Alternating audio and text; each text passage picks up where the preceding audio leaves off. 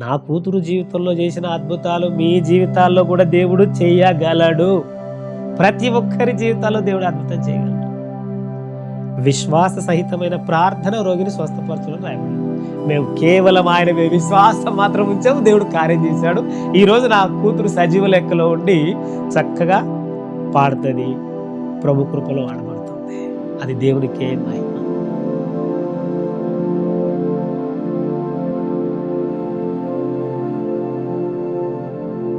మన జగత్ రక్షకుడైన యేసయ్య నామంలో మిత్రులారా, మీ అందరికీ నా హృదయపూర్వక వందనాలు. యేసయ్య అనగానే వీడియోని స్కిప్ చేయకండి. ప్రతి ఒక్కరి జీవితాల్లో ఏదో ఒక మెరాకిల్ కానీ ఒక అద్భుతం జరుగుతుంది. అది నా కుటుంబంలో, నా కూతురు జీవితంలో దేవుడు చేశాడు. ఆ విషయాన్ని మీతో పంచుకుంటున్నాను.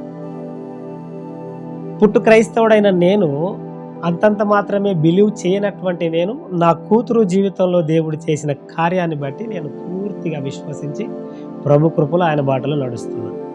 ఏం జరిగింది అంటే, నా కూతురు 6 నెలల పాపగా ఉన్నప్పుడు సివియర్గా సిక్ అయిపోయింది. ఫుల్ ఫీవర్ వచ్చింది. ఇక్కడ చాలా చోట్ల తిప్పాను. చాలా డబ్బు వృధాగా ఖర్చు అయింది, కానీ ఎక్కడ ఉపయోగం లేదు. అందరూ నీలోఫర్కి వెళ్ళండి అంటే అక్కడికి వెళ్ళాము.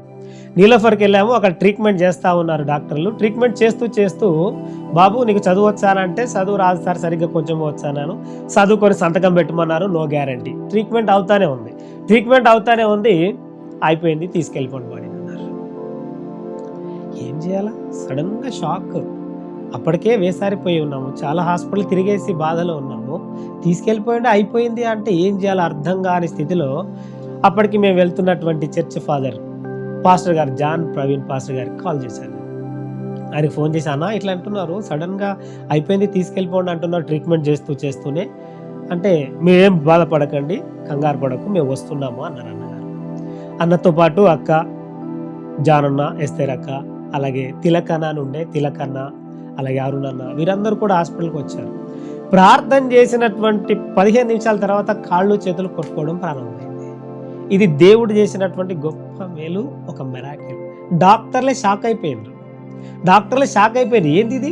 వాళ్ళు ఆల్రెడీ చనిపోయింది పాప అని చెప్పేసి వాళ్ళ యొక్క పేపర్ వర్క్ చేస్తూ ఉన్నారు. కానీ దేవుడు చేసిన ఈ గొప్ప కార్యాన్ని బట్టి వాళ్ళు షాక్ అయిపోయారు అనమాట. 56 గ్లూకోజ్లు ఎక్కినాయి పాపకి. 28 రోజులు ట్రీట్మెంట్ జరిగింది. ఆ ఎలాంటి సిచ్యువేషన్ అంటే, 56 గ్లూకోజులు కుచ్చుతా ఉంటే నరాలు దొరికేవి కావు పాపకి. ఆ డెడ్ సిచ్యువేషన్లో నుంచి దేవుడు నా కూతుర్ని బ్రతికించి సజీవ లెక్కలో ఉంచాడు. దాన్ని బట్టి దేవునికి వందనాలు. అయితే ఎంత ఘోరమైన సిచ్యువేషన్ అంటే, రోజుకి 13, 14, 15 మంది పిల్లలు చచ్చిపోయేవారు. నీలోఫర్ హాస్పిటల్లో 15 మంది, 13 మంది ఎవ్రీ డే చనిపోయేవారు. చిన్న బెడ్ ఉండేది. అక్కడ తల్లులందరూ ఎవరైతే ఉంటారో నిలబడే ఉండాలి. పడుకోవడానికి కూడా లేదు, కూర్చోవడానికి చైర్స్ కూడా ఉండవు, నిలబడే ఉండాలి. పాపను అట్లా పట్టుకొని పడిపోయిద్దా, నిలబడి, అట్లాంటి సిచ్యువేషన్. అలాంటి సిచ్యువేషన్లో ఇంకోటి ఏంటంటే, పాపను కిడ్నాప్ చేయడానికి 3 సార్లు వచ్చారు. అదొకటి. అప్పటికే తల్లిదండ్రులు అలసిపోయి నిద్రలేక ఉంటారు. ఇదొకటి అన్నమాట. అలాంటి ఘోరమైన సిచ్యువేషన్లో దగ్గర నా బిడ్డ 28 రోజులు హాస్పిటల్లో ఉంది. 460 మంది పిల్లలు చచ్చిపోయారు. ఇక్కడ చెప్తున్నా కదా, ఇటొక పాప ఉంటుండే, మధ్యలో నా కూతురు. ఇటుపక్క పాప చనిపోతుండే. ఎంత ఘోరమైన సిచ్యువేషన్, ఎంత విలపిస్తున్నటువంటి ఆర్తనాదాలు హాస్పిటల్ గేట్ ముందట. మధ్యలో నా కూతురు సజీవంగా ఉంది. ఇది దేవుడు చేసిన కార్యము కాబట్టి, దేవుడు అంటే యేసయ్య ఏమైనా చేయగలడు, విశ్వసించడం ద్వారా. అది మీతో చెప్పాలని నేను ఈ వీడియో ద్వారా మాట్లాడుతూ ఉన్నా. నా కూతురు జీవితంలో చేసిన అద్భుతాలు మీ జీవితాల్లో కూడా దేవుడు చేయగలడు. ప్రతి ఒక్కరి జీవితాల్లో దేవుడు అద్భుతం చేయగలడు.